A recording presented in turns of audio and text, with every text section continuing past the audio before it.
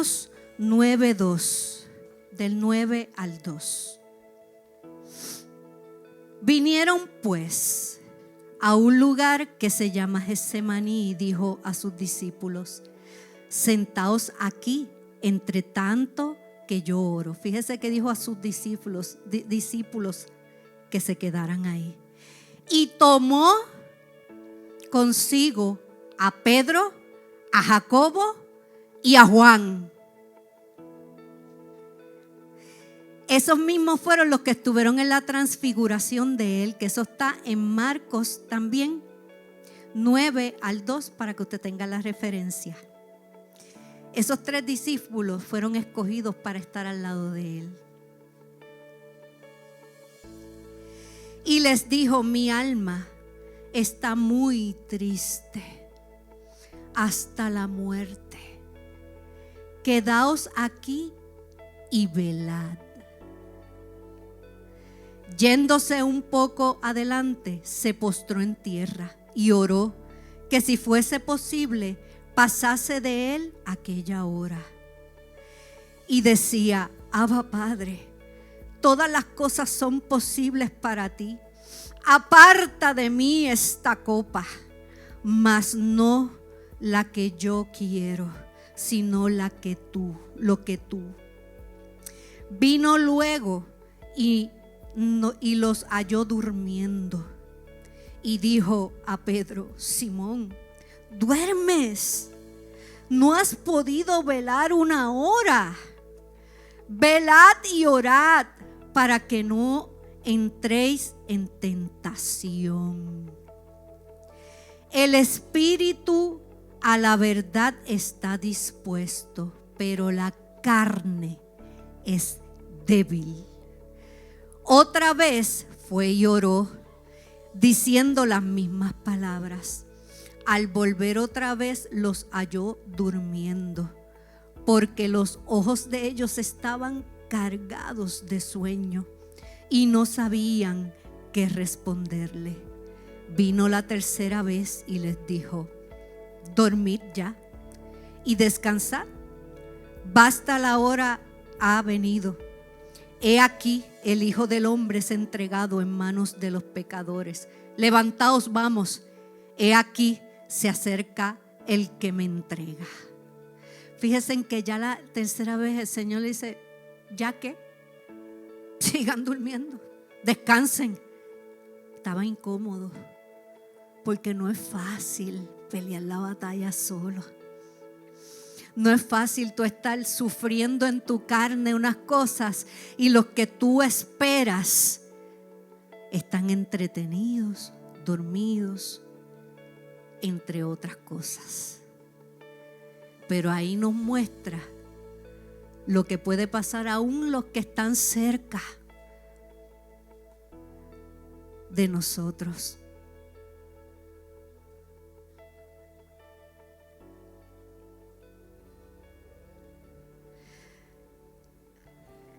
El Señor lo entiende todo.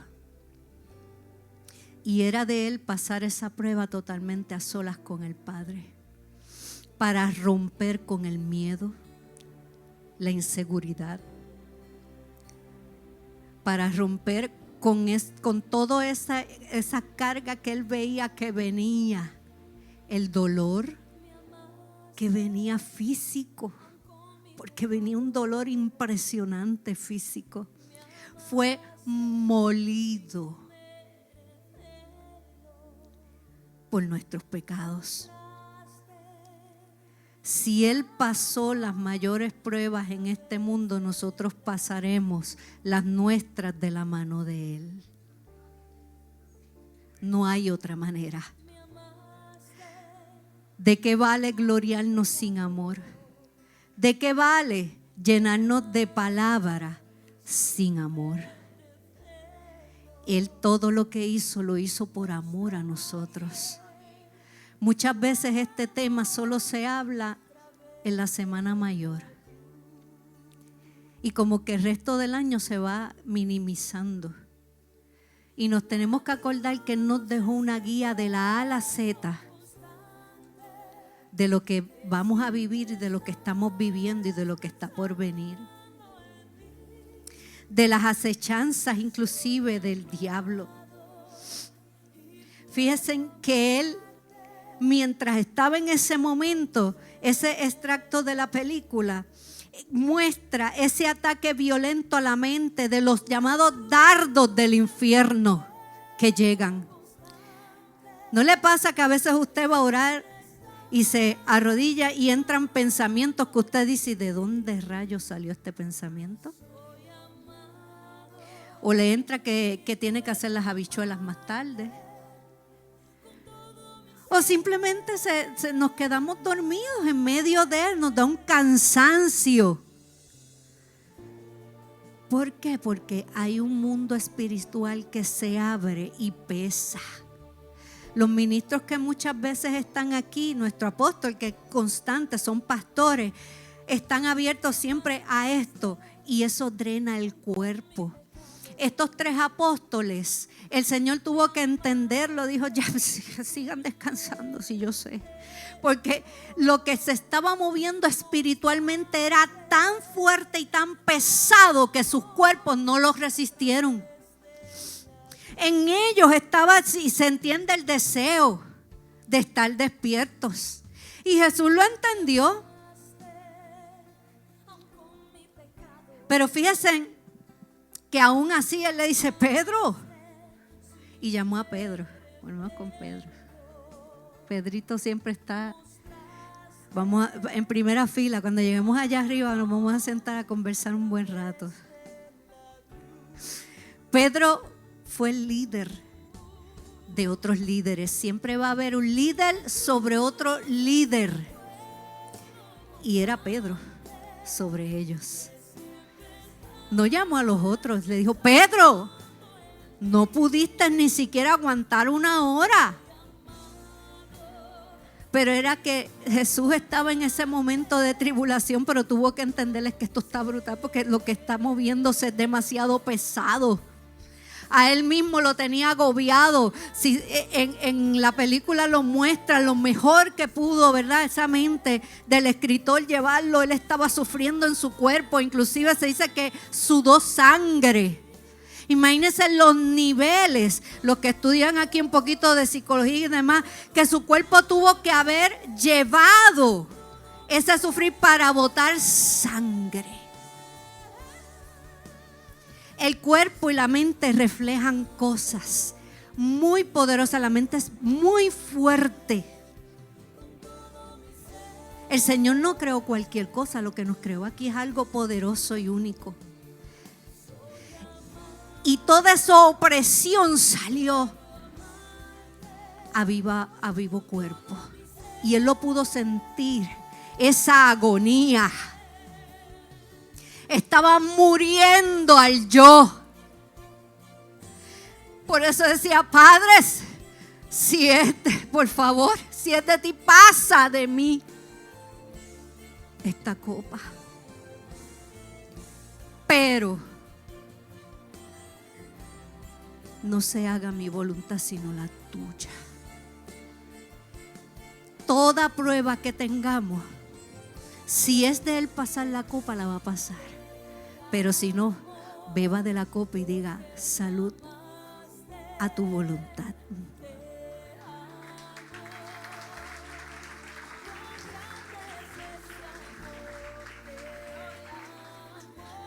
En la Biblia, en simbología, la copa tiene múltiples significados dependiendo del contexto cual se dé.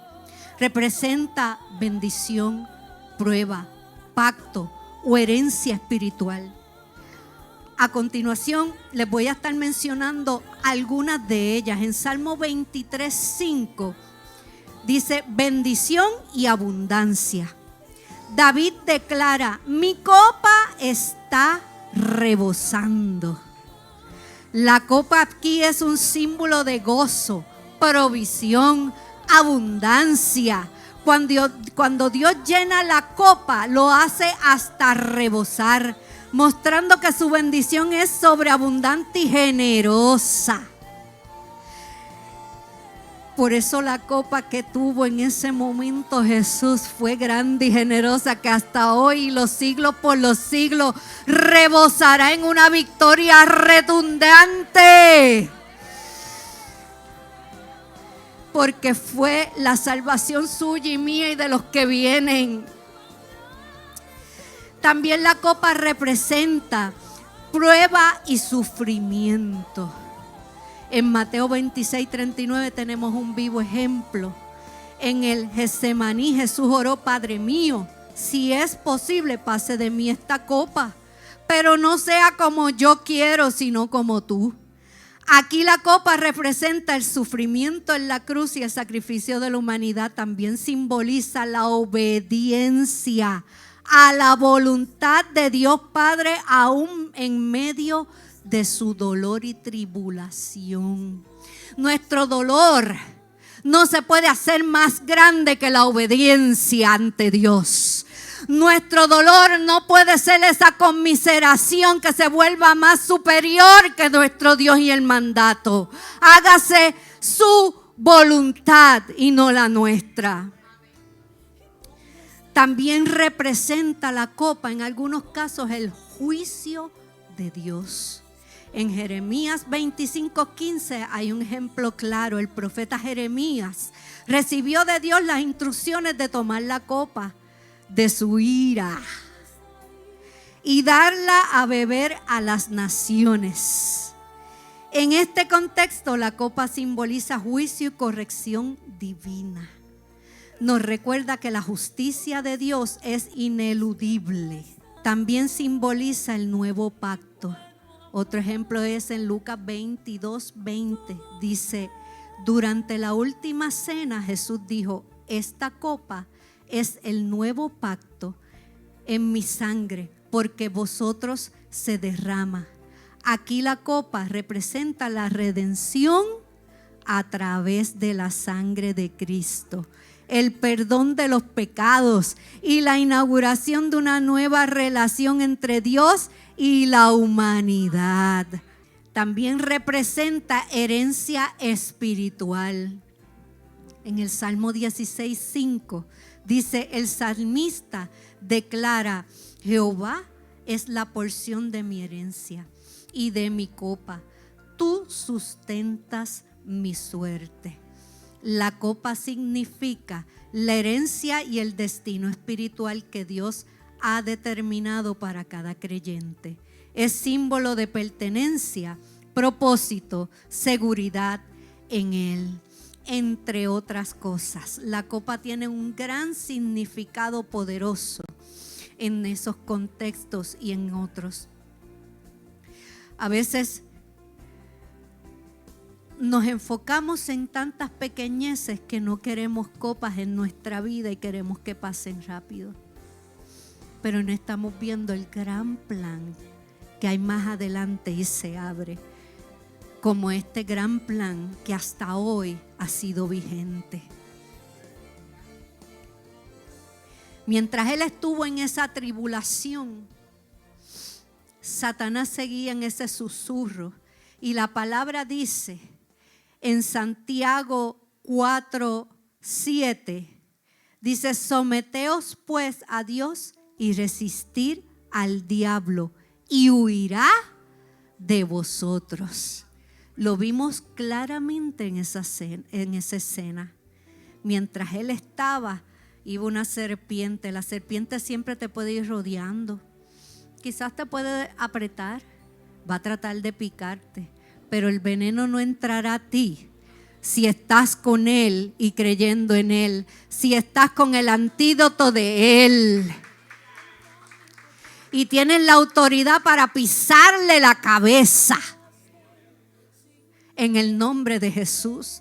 Pero si no resistimos, no huirá, se incrementará la prueba. Aquí muchos están pasando pruebas físicas y hoy vinieron a decirte que no pases la copa. Hay que beber de ella, porque si no bebes de ella, no se va a abrir el milagro, no se va a abrir la victoria, no se va a abrir el camino. y a veces no lo comprendemos. Que Él la puede pasar en muchas ocasiones, sí. Pero muy pocas. En la vida, el sufrimiento, los retos, las dificultades, las opresiones son necesarias para madurar y crecer. De lo contrario, no podríamos hacerlo y nos mantendríamos en una inmadurez total. Cuando Pablo declara y dice que le pidió 3 veces que retirara ese aguijón, y el Señor solamente le dijo: y me ha dicho, bástate en mi gracia, porque mi poder se perfecciona en la debilidad. Eso tiene que trascender y va a trascender ante naciones y ante cada uno de nosotros, para entender que solo nos tiene que bastar su gracia y lo tendremos todo. Dios les mostró que a veces la respuesta es recibir su gracia para sobrellevar unas dificultades. Porque nuestra debilidad siempre se va a perfeccionar en Él. Y yo estoy segura que mientras estoy aquí hablando, usted está recapitulando. Quizás pruebas que ya pasaron, o quizás pruebas que llegaron, o quizás pruebas que van a estar por llegar. Y siempre así vamos a clamar: Señor, si puedes, pasa la copa. Pero si no la pasa, tómela con fuerza y beba de ella, porque algo grande viene y va a rebosar en usted.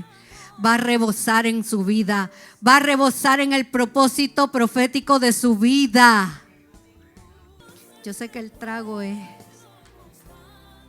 amargo. Mientras Él estuvo en la cruz, pidió agua y lo que le dieron fue vinagre o una cosa parecida. Muchas veces vamos a pedir agua y nos van a dar un traguito amargo mientras se acerca la victoria. Mientras esto ocurre, Jesús no solo enfrentó la prueba, sino que también enfrentó mucha soledad humana. En ese momento tan solitario, pero era necesario. Si los apóstoles hubieran estado despiertos, que tiene su connotación, el Padre no podría trabajar en él lo que trabajó en fortalecerlo para que resistiera el camino hacia la cruz. Porque no era el peso de los apóstoles, el peso era de él. Esa soledad humana que muchas veces tenemos que enfrentar es necesaria para que nos acordemos quién está con nosotros, el que es el grande poderoso. Eso nos muestra que en nuestras propias pruebas, cuando sentimos que otros no nos entienden o nos dejan solos, Jesús sí lo hace. El Padre entiende todo. Todo. Él ha pasado por eso y nos comprende. Y así como Pablo aprendió a apoyarse en la gracia de Dios, nosotros también podemos hacerlo. Y ese es parte de lo que hoy nos tenemos que llevar, aprender a sobrellevar las pruebas, a entender que son parte de la vida, que no las queremos en nuestras vidas, pero son necesarias. Muy necesarias. Cuando yo estuve en mi vida recibiendo ya el llamado directo a entender que llevaba a ser profeta a las naciones, recuerdo que estaba viviendo en Bayamón y para mí ese fue mi desierto. Me quedé sola, inclusive pasó María. Tuvimos aproximadamente como un mes o más que ni siquiera pudimos vernos. 4. Y solo la comunicación era una en vez. Y cuidado, fue tanto una tortura en este lado como de este lado, no sabíamos qué sucedía. Yo estaba en una depresión muy grande. Le servía al Señor, pero sí, tocó la puerta a la depresión. Mi matrimonio estaba tambaleante, mi hijo sumido también en unas depresiones y no sabía qué hacer. Y llego a este lugar donde esta mujer que amo y la bendigo donde quiera que esté, sube adorno. Y ahí en ese lugar donde menos yo pensé, recibí un refrigerio. Por eso la bendigo. Y aunque hay cosas que no se comprendan, yo no voy a mirar lo que mis ojos humanos quieren ver, yo voy a mirar lo que Dios ve. Y cuando un profeta lo lleva a un lugar a adicionar, puede sí, a restaurarse en mi caso, pero también iba a llevar orden, entre otras cosas que hoy en día sé que se han manifestado. Y fue un lugar donde yo tomé un suspiro y comencé a ver la mano de Dios sobre mi vida. Yo lo quería abandonar todo. Todo. Pensaba que todo estaba abandonado, que todo ya estaba perdido. Y muchas veces Dios va a enviar personas que uno ni tiene idea. Porque a veces esperamos el apóstol de apóstoles de los últimos días. Y Dios va a usar a quien le dé la gana. Y perdone la expresión usar. Y tenemos que estar apresto a quien Dios quiera usar. Y no podemos menospreciar, ni estar mirando defectos, ni cosas mucho menos. Y allí por 8 meses recibí, crecí en todos los aspectos. Hasta el sol de hoy. Pero resistí la prueba. La entendí, dejé de pelear con ella. Cuando dejé de pelear con ella, todo comenzó a caer en su sitio. Todo comenzó y las aguas empezaron a bajar. Comenzó Casa de Paz. En ese momento estaba Casa de Paz fluyendo. Habían días que yo no podía asistir porque pues María nos había virado al revés a todos y estaba difícil. Y así el pastor solitos allí seguían corriendo poco a poco, que lo único que se movió fue una pared, ¿verdad? No se movió nada, ¿cierto? Se mojó un chispito. O sea, Dios protegió totalmente el lugar cuando aquello se pudo haber arrancado de sitio para ver ese monstruo que nos pasó por encima. Y Dios fue bueno. Por eso usted y yo hoy estamos aquí. Dele gloria a Dios la casa que Dios le regaló a usted y a mí. Porque nos regaló una casa hermosa, literal y espiritual. Y es una bendición servir en la casa La Senda Antigua de Sidra. Es un orgullo. Yo con el loguito tengo uno, lo llevo, y el apóstol nos ponemos a veces el loguito aquí, yo lo llevo con orgullo.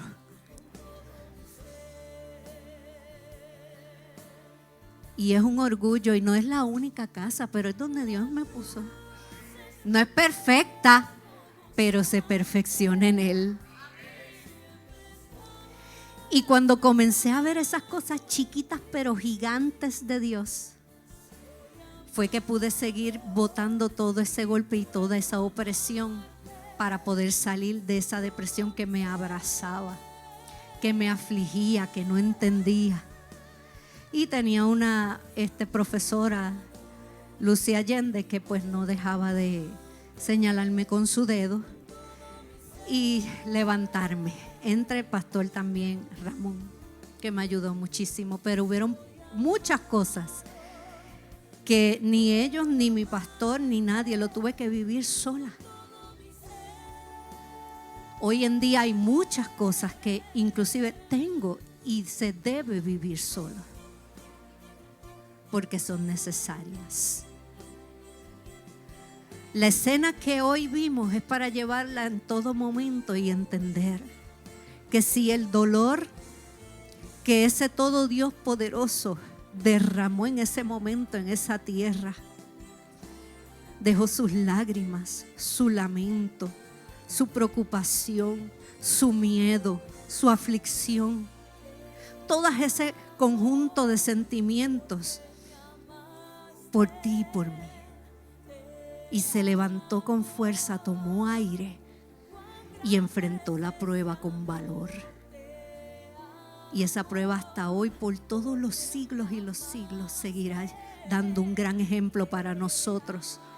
Y seguiremos bendiciéndolo ahora y siempre. Esta programación fue gracias a los auspicios de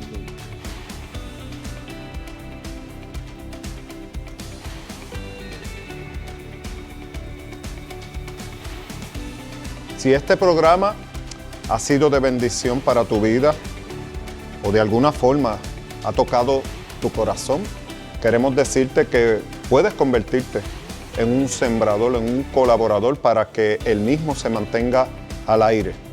Palabra y testimonio solamente tienen la intención de bendecir y alcanzar almas. ¿Cómo puedes hacerlo? A través, aquí en Puerto Rico, de ATH Móvil. Vas al área de donar, /Senda Sidra, y también puedes hacerlo a través de PayPal, @Iglesia Isaac, @Iglesia ISAC, Isaac. Y desde Estados Unidos, cualquier país, puedes convertirte en un sembrador. Queremos alcanzar vidas, queremos bendecirlas. Gracias. Para alcanzar las vidas a Jesús, necesitamos que tú también tomes una decisión. ¿Cuál es la decisión, pastor? La Biblia dice que si confesares con tu boca que Jesús es el Señor y creas en tu corazón que Él resucitó de entre los muertos, serás salvo. Hay que hacer una confesión de labios.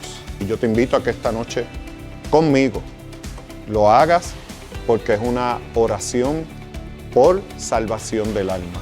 Así que repite conmigo: Señor Jesús, te recibo y te acepto como mi Salvador.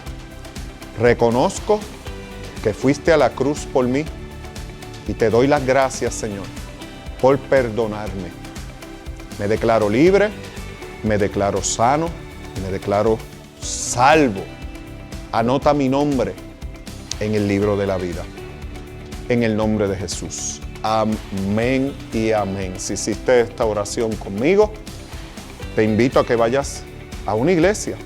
Y si no tienes una, aquí estamos para recibirte. La iglesia La Senda Antigua de Sidra, y puedes llamarnos al 939-239-0393 y ahí te daremos toda la información para que te disipules y sigas creciendo en el Señor. Bendecidos.